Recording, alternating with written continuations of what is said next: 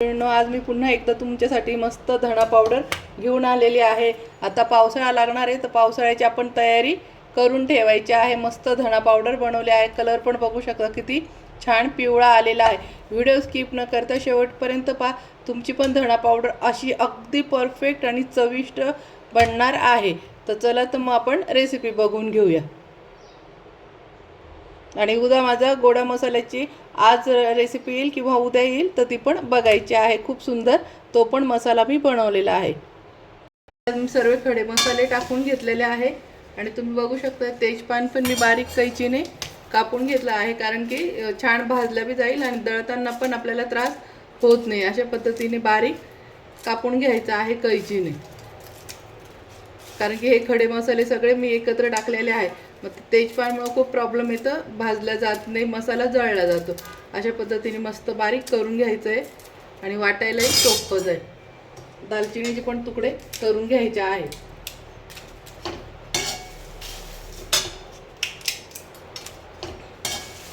हा मसाला आता मंद आचेवर खमंग भाजून घ्यायचा आहे। आणि शक्यतो धणा पावडर ही तुम्ही फक्त 3-3 महिन्याची किंवा आता पावसाळा लागेल म्हणून 4 महिन्याची करून ठेवायची आहे। 3 ते 4 महिन्याच्या वर धणा पावडर करून ठेवायची नाही। धणा पावडरचा पूर्ण वास निघून जातो आणि ती निर्जीव असल्यासारखी धणा पावडर होते। आपण विकतची आणतो, तुम्ही बघितलंय का त्या धणा पावडरने कधी भाजीला चव आली का किंवा तर्री राहिली का? तशी तर कधीच नाही आणि ती निर्जीव होऊन जाते आणि त्याचा वास पण उडून जातो। शक्यतो 3 ते 4 महिन्याचीच करा। आता पावसाळा लागणार आहे म्हणून मी 3-3.5 महिने किंवा ही 2.5 महिने मला जाईल तेवढीच बनवते मी जास्त बनवणार नाही।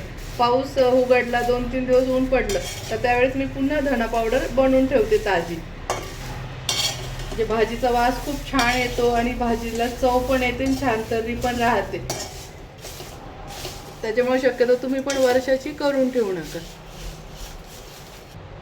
मस्त बघू शकता दगडी फूल पण किती छान फुललं आहे। अशा पद्धतीने मस्त सर्व खमंग वास सुटेपर्यंत मसाला भाजून घ्यायचा आहे, जाळायचा पण नाही। यात मी तेल टाकलेलं नाही, कोरडाच भाजून घेते, कारण की धणा पावडर करताना मसाले भाजायचे याच्यात तेल आपण टाकत नसतो।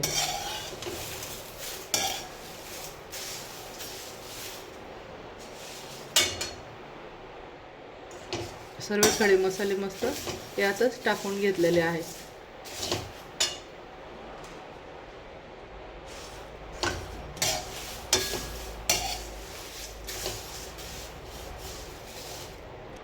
चला तर मग मसाले आता छान भाजले गेले आहे, हे काढून घेते आणि पूर्ण थंड झाले की आपण दळून घेऊया। आता धणे आणि मसाला थंड होऊन जाऊ द्यायचा आहे, त्याच्यानंतर मिक्सरला दळून घेऊया। इथे मी मिक्सरचं भांडं घेतलंय, याच्यामध्ये आता आपण धणे आणि खडा मसाला टाकून एकत्र वाटून घ्यायचा आहे।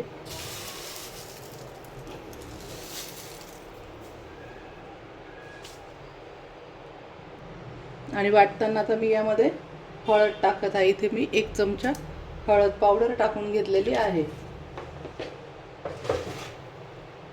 आता हे सर्व मिक्सरला बारीक करून घेते। अशा पद्धतीने मस्त बघू शकता कलर पण किती छान आलेला आहे। अशी ही सगळे धणा पावडर करून आणि गाळायची काहीच नाही आहे, थोडंसं जाड राहिलं तरी चालेल, भाजी छान वाटतं। तर न गाळता ही आता आपण अशी पूर्ण दळून आणि थंड होऊ द्यायची आहे। थंड झाली की काचेच्या बरणीमध्ये तुम्ही भरून ठेवा, ही टिकाऊ आहे। आणि कलर पण पाहू शकता किती सुंदर आलेला आहे। मस्त बघू शकता मैत्रिणींनो किती छान धणा पावडर झाली आहे। ही पण मी आता बारीक करून घेणार आहे, पण मग व्हिडिओ जास्त लांब होऊ नये म्हणून मी अर्धी करून दाखवते आणि ही आता दळून घेते।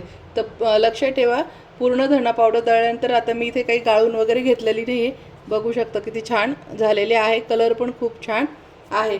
तर इथे गाळण्याची गरज नाही आणि ही पूर्ण थंड झाल्यानंतर काचेच्या बरणीत भरून ठेवा।